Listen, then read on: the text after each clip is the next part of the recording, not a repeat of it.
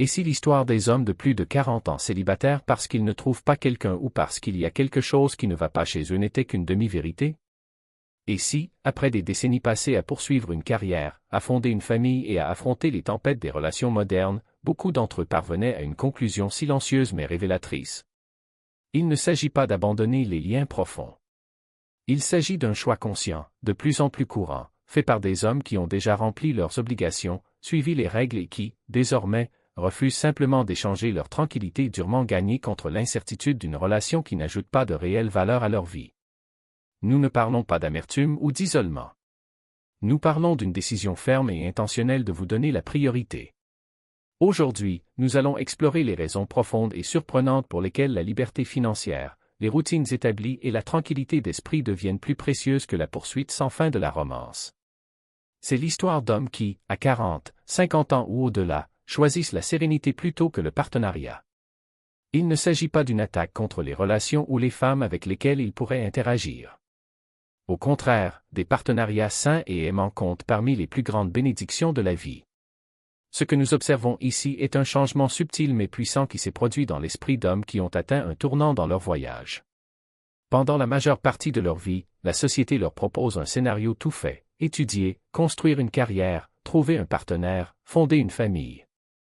C'est le modèle de réussite que nous vendent les films, les médias et les attentes familiales.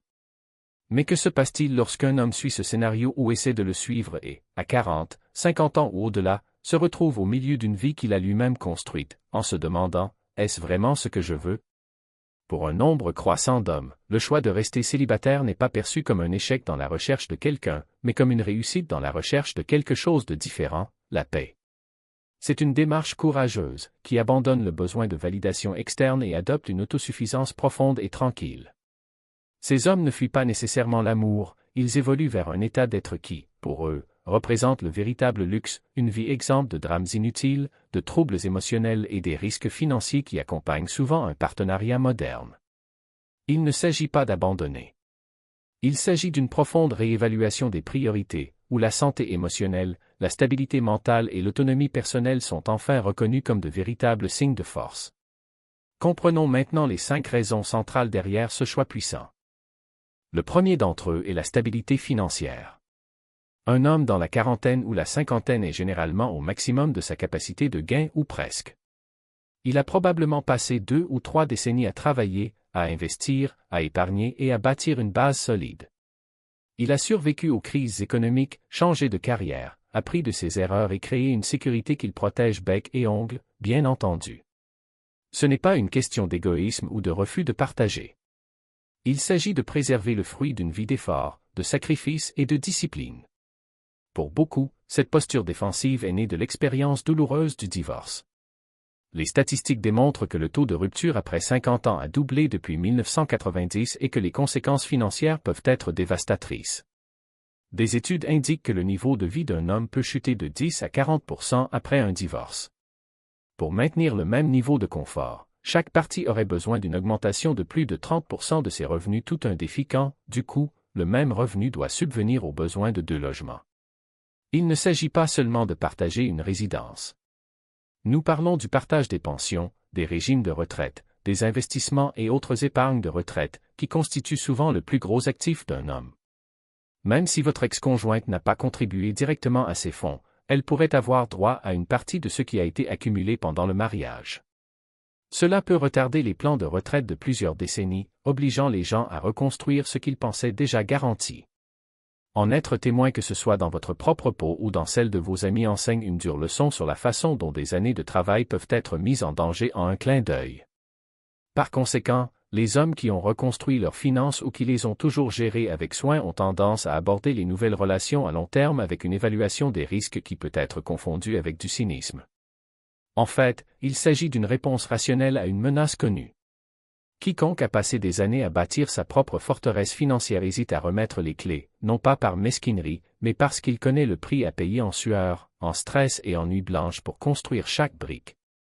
La tranquillité d'esprit que procure cette sécurité est un confort quotidien tangible, et il n'est plus prêt à la mettre en jeu. La deuxième raison, peut-être la plus marquante, est la valeur inestimable que ces hommes attribuent à la paix qu'ils ont obtenue. Après des décennies d'agitation, de construction d'une carrière, de gestion de la politique sur le lieu de travail, d'éducation des enfants et de navigation dans les drames communs aux relations passées, un homme de cet âge a généralement déjà construit une vie de calme délibéré. Votre maison n'est plus seulement un lieu de repos, c'est un sanctuaire. Un espace soigneusement conçu pour votre confort et votre bien-être mental. L'idée de présenter une nouvelle personne, avec ses habitudes, ses humeurs, ses attentes et son bagage émotionnel, peut ressembler moins à un ajout passionnant qu'à une menace pour un écosystème soigneusement équilibré. Au fil des années, de nombreux hommes créent des routines qui leur apportent une profonde stabilité. Il ne s'agit pas d'entêtement ou de résistance au changement. C'est le résultat d'années passées à découvrir ce qui les maintient vraiment sur Terre. Ce café silencieux le matin, le projet du week-end à l'atelier, l'heure ininterrompue avec un livre, ce ne sont pas que des manies. Ce sont les piliers de votre santé mentale. Il a enfin réussi à mener une vie où sa propre maison ne lui cause pas de stress. Pourquoi, alors, y inviter volontairement le chaos? Cela nous amène au concept de travail émotionnel. À l'origine un terme d'entreprise, il décrit aujourd'hui l'effort souvent invisible de gestion des émotions les vôtres et celles des autres pour maintenir une relation efficace. Cela implique d'anticiper les besoins, de calmer les angoisses d'un partenaire et de réprimer ses sentiments personnels pour éviter les conflits. Lorsque ce travail est inégal, cela peut entraîner un stress chronique, du ressentiment et un épuisement professionnel. Pour les hommes qui ont vécu des relations épuisantes, l'idée de revenir à cette dynamique est épuisante.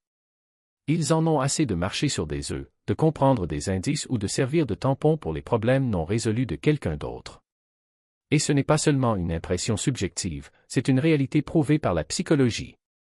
Et l'incertitude d'une nouvelle relation n'en vaut tout simplement pas la peine comparée aux avantages tangibles d'une vie déjà bien structurée. Ils ne fuient pas l'amour, ils choisissent de ne pas abandonner une paix durement gagnée pour quelque chose qui est au mieux incertain et au pire un revers émotionnel. Le calcul est simple, si l'équation ne tient pas, pourquoi insister? Les hommes à ce stade de la vie ont appris à valoriser ce qui fonctionne. Ils ne veulent plus s'appuyer sur de vagues promesses ou sur des liens qui exigent plus que ce qu'ils offrent. La liberté n'est pas seulement l'absence d'obligation, mais la présence de véritables choix. Et lorsque la balance penche vers une solitude bien vécue plutôt que vers une compagnie mal résolue, la décision devient évidente. De plus, il existe un facteur souvent sous-estimé, la fatigue du masque. Combien de fois, au fil des années, un homme a-t-il dû s'adapter, céder, voire s'annuler pour maintenir l'harmonie? L'épuisement de prétendre que tout va bien, d'avaler des frustrations ou de se conformer aux attentes des autres laisse des traces profondes. Lorsque l'on se libère enfin de ce cycle, le sentiment de soulagement est presque physique. C'est comme enlever une chaussure serrée après une journée complète de marche, la liberté n'est pas seulement mentale, elle est viscérale. Et il ne s'agit pas seulement d'éviter l'épuisement professionnel. Il y a un réel plaisir à redécouvrir qui l'on est quand personne ne nous regarde. La capacité de prendre des décisions sans consulter, de suivre des impulsions sans se justifier, de faire des erreurs et d'apprendre sans crainte du jugement. Cette autonomie n'est pas de l'égoïsme, c'est un acte de respect de soi. Après tout, comment quelqu'un peut-il donner le meilleur d'il-même dans une relation s'il ne sait même pas ce que cela signifie lorsqu'il est seul? La vérité est qu'à ce stade, beaucoup d'hommes ne sont pas fermés à l'amour, ils sont fermés à ce qui ne leur apporte rien. Ils ne veulent plus combler les vides, mais partager la plénitude. Et si la bonne personne ne se présente pas, il n'y a pas de désespoir, car la vie est déjà pleine de buts, de projets et d'une tranquillité qui ne peut être échangée contre aucune promesse. L'amour, quand il viendra, sera un bonus et non une nécessité. En fin de compte, choisir de rester célibataire n'est pas un signe d'échec, mais de maturité. C'est la reconnaissance que le bonheur n'a pas besoin d'être validé par une relation, tout comme un arbre n'a pas besoin d'un autre pour prouver qu'il est vivant. Il grandit simplement, fort et indépendant, et c'est justement cette solidité qui le rend capable, un jour, de porter des fruits encore plus doux. Et le potentiel dramatique des rencontres modernes semble dépasser de loin les récompenses potentielles. Il ne s'agit pas d'abandonner, mais de prendre une décision stratégique.